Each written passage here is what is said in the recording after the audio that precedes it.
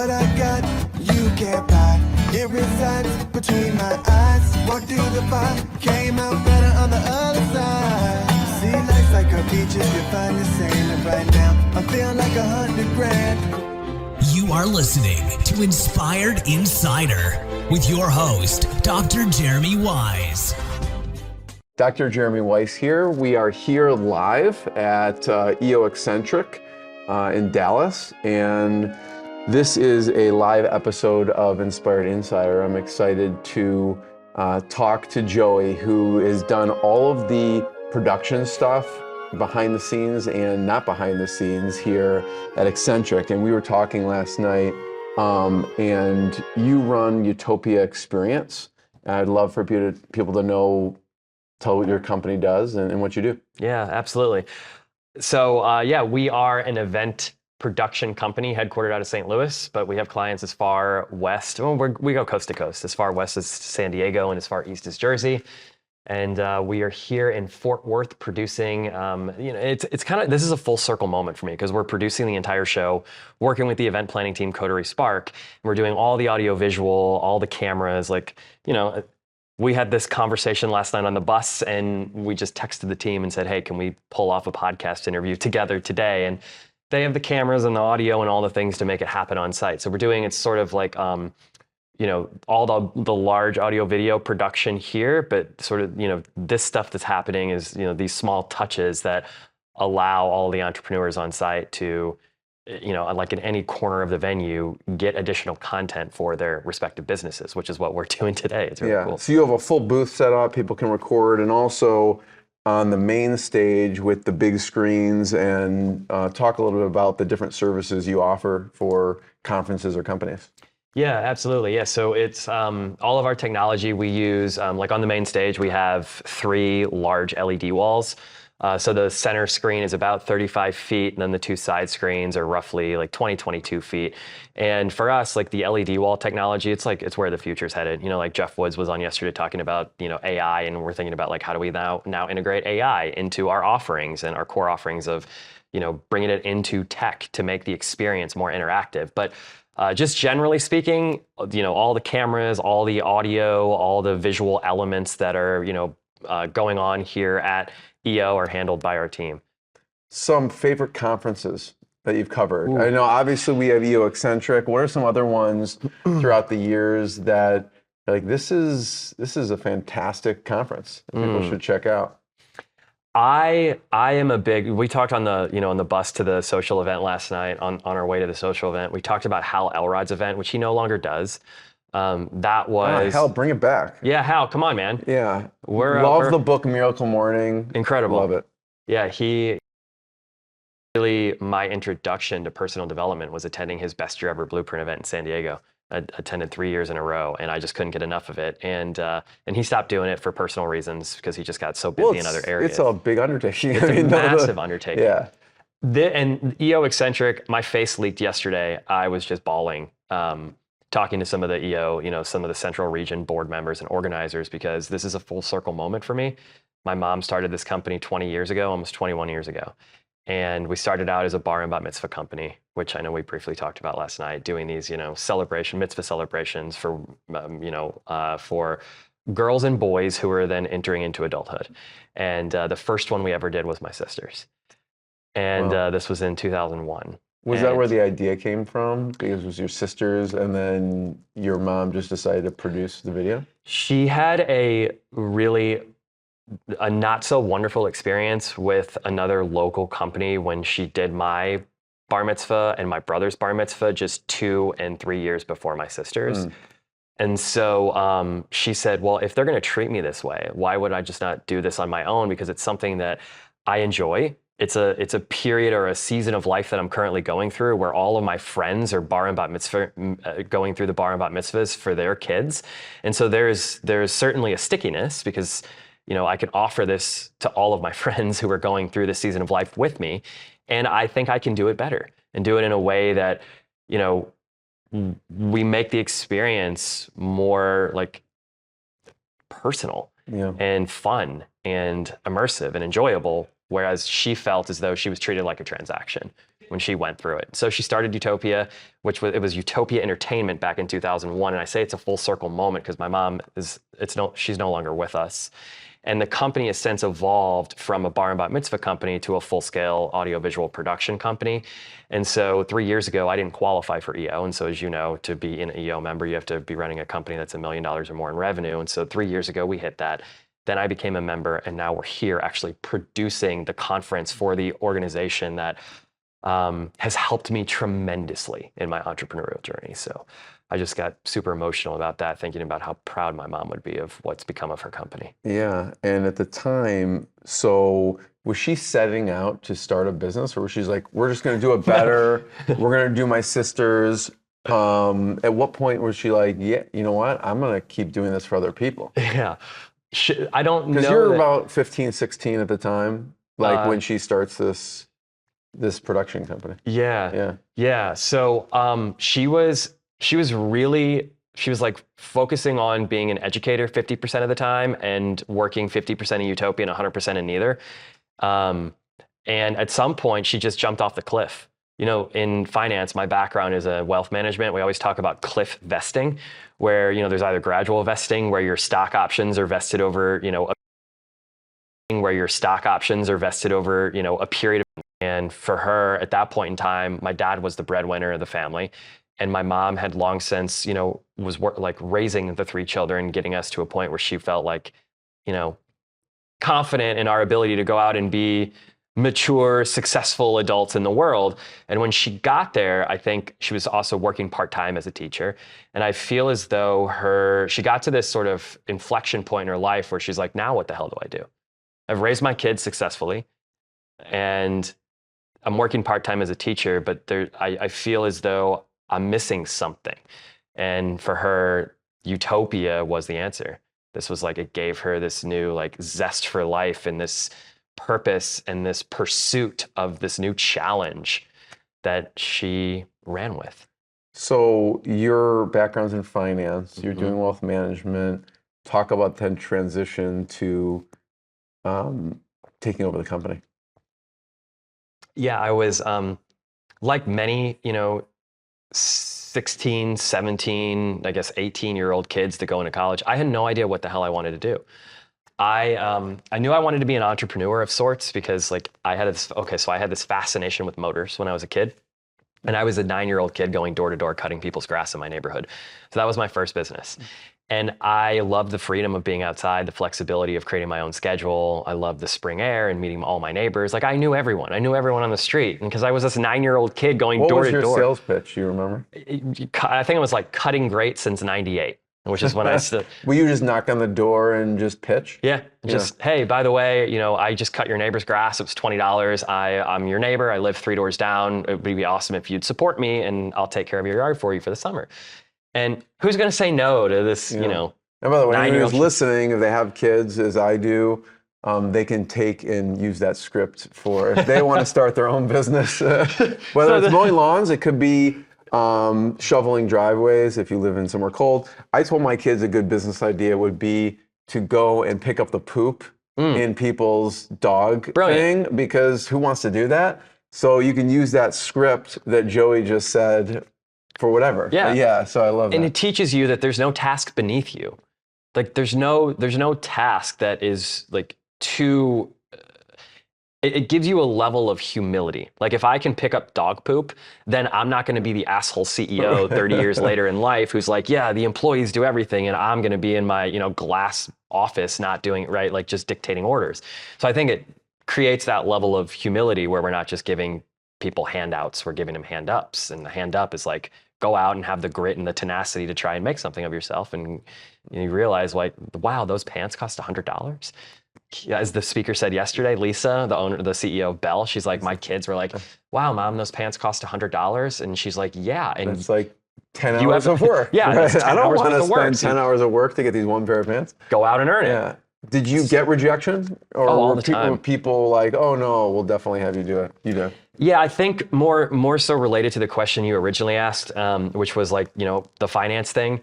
And so when I got to school, it was like many of the other, 18-year-olds, I didn't know what the hell I wanted to do. I just knew because I had this enjoyment for entrepreneurship as I did when I was cutting grass as a kid. I wanted to do something that gave me that same level of enjoyment. I thought finance I'd be able to have that connection to that entrepreneurial, spirit and grow my own thing. The rejection in finance was something that I dealt with 9 times out of 10. And it taught me that like I shouldn't have this feeling of, fearing failure. I should embrace it. And so at a very, early point in my career, I met a gentleman named Jeff Hoffman, who we talked about, you and I, and he taught me about stop. He's like, first of all, he taught me about like, stop trying to overcome objections, go find yes. And so I let those objections just roll off me because I knew the more no's I got, the closer I would get to a yes. I love that. Yeah. And so eventually at what point do you transition to the video company? Yeah. This was 2014 when I made the transition, and similar parallel journey to my mom, I was working 50% in both, 100% in neither. I would work at my wealth management thing 9 to 5, and I would come home 5 to, to use the cliche, like 5 to 9, but it was way more than that. 1 a.m. Yeah, 1 a.m., 2 a.m., just trying to grow the business. Throughout, were you helping your mom at all? Like as she was doing different events or no? I would help my dad with setup. My dad he would moonlight. Kind of a family business. Yeah, he'd moonlight as the weekend roadie. We'd have like the big trucks on our driveway, and my dad be lugging equipment up this like 30-degree like angle yard that we had, lugging it from the walkout basement up the hill into the truck. And I'm like, I can't let my dad do that by himself. So I would get involved and help them set up the events every once in a while. Yeah. And we were talking about your mom last night. I'm sorry to hear that. But just talk about some of the lessons you learned from her. Compassion. Because you kind of just took over and, took over the legacy too. Yeah. In a sense. Her rule was, we had something that my dad read as a part of her eulogy at her funeral, and they were Jody's rules, and they're just standards to live by. And I think the biggest thing that she taught me in my life was to be a mensch. And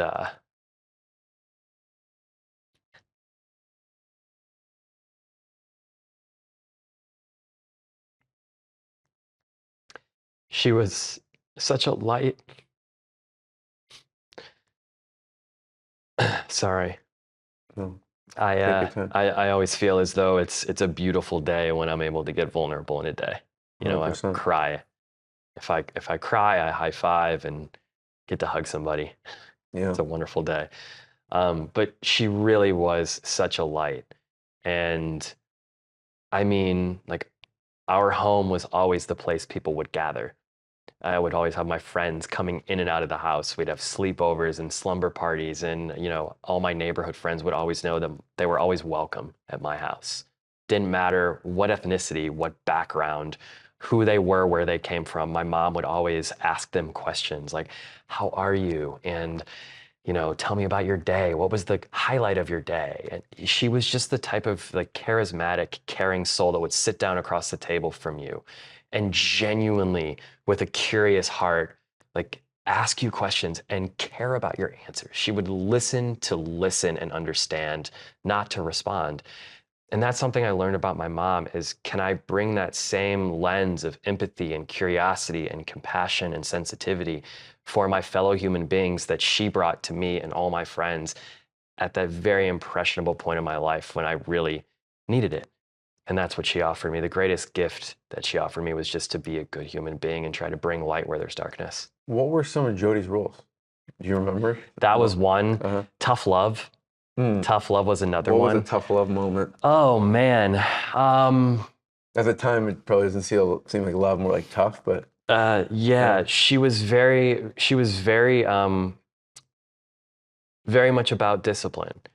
And she had this tenacity about her where when she believed in something, and believe that it was the right way, that she wouldn't waver from that belief. And so there was a particular evening where I really wanted to have a sleepover.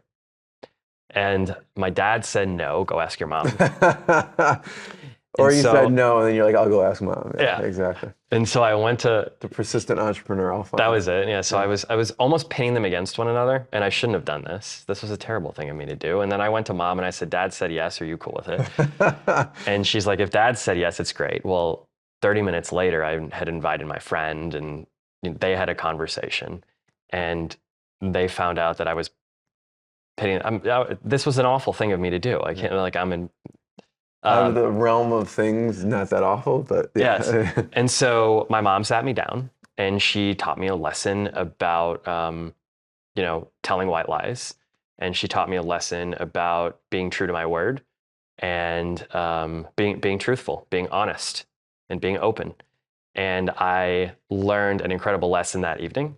I slammed my door because I was furious that I wasn't able to have the sleepover. But what happened as a result of that was I realized the importance of not telling white lies and just being authentic.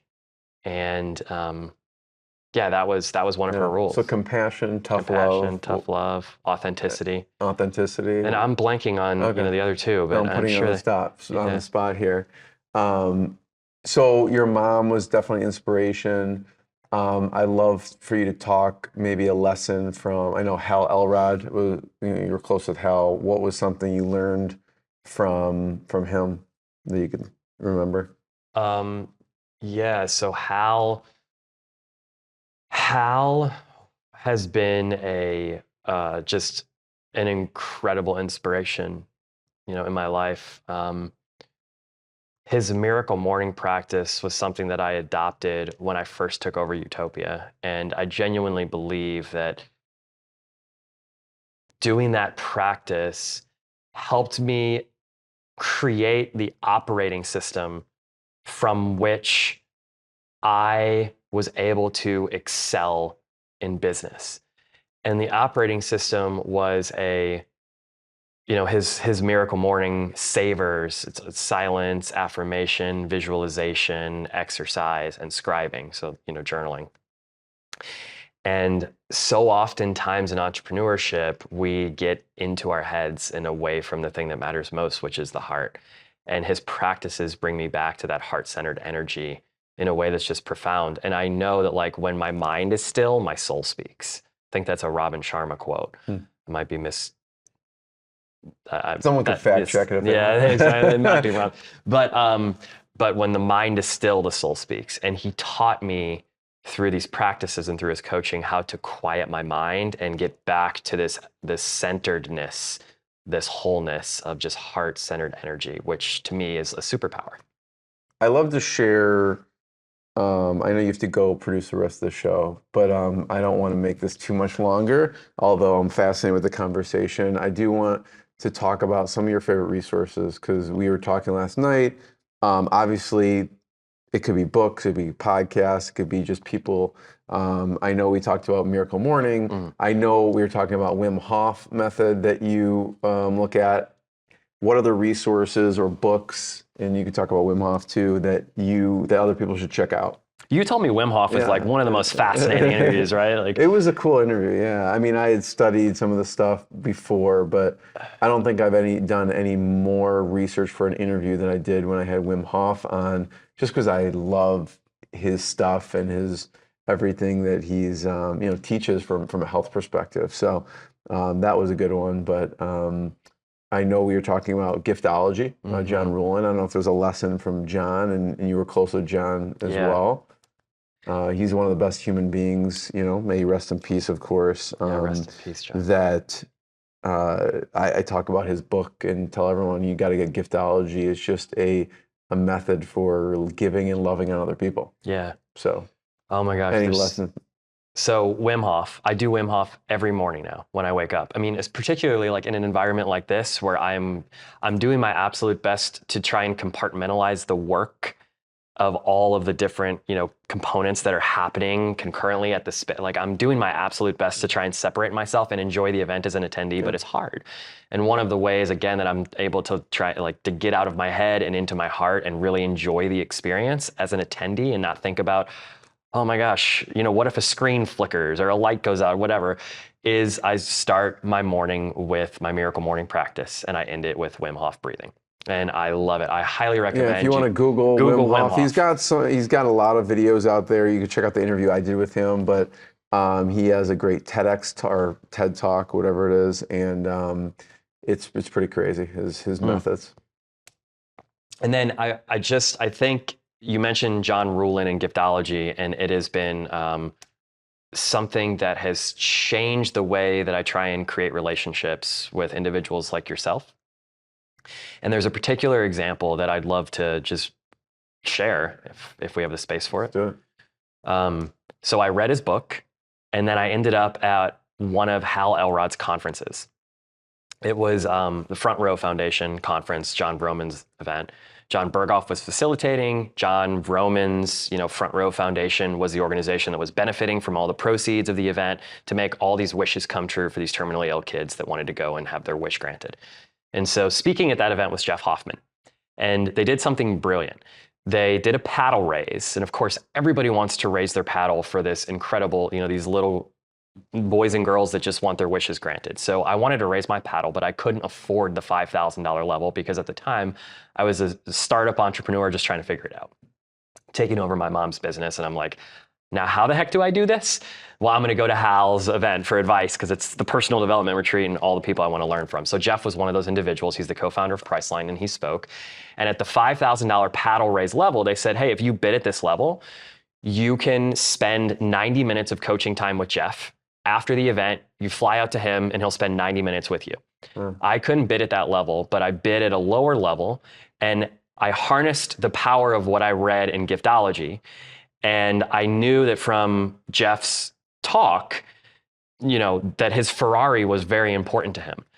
Because as a young kid, his mother told him when he saw this beautiful red Ferrari in downtown Chicago, he was an only child, single mother. She was working 3 jobs. She said, Jeff, unfortunately, it's just no fault of her own. She just didn't know this was possible for him. But he said, I want a car like that. What is that? And his mom said, you nor anyone that you know will have a car like that. So he got a poster of the Ferrari, wrote down 16 life principles, and when he accomplished the final one, he was going to buy himself the Ferrari. He bought himself the Ferrari. Now, again, just bringing you back to the event, I couldn't bid at the $5,000 level, but I was committed to doing whatever it took to spend time with Jeff and build a relationship with him. So I knew a friend that lived an hour away from Jeff's home where the Ferrari was parked. I called Jeff's executive assistant, through research, found out who it was, and I had his Ferrari professionally detailed. Buffed, waxed, ceramic coated, tinted, the whole thing. And he called me 24 hours after it happened and said, who the hell are you? And did you have my Ferrari detailed? And I said, yes, I did. And he goes, you got 90 minutes. Did. And he goes, you got 90 minutes on my he was, and had a great conversation with him, and he's been coaching me in business ever since. Amazing. So and that was because I read John Ruhlin's book, Giftology. Just tell people the website where people can. Thanks for listening. We'll see everyone next time. Joey, thank you so much. What I got, you can't buy. It resides between my eyes. Walked through the fire, came out better on the other side. See, life's like a beach if you find the sand. And right now, I'm feeling like $100 grand.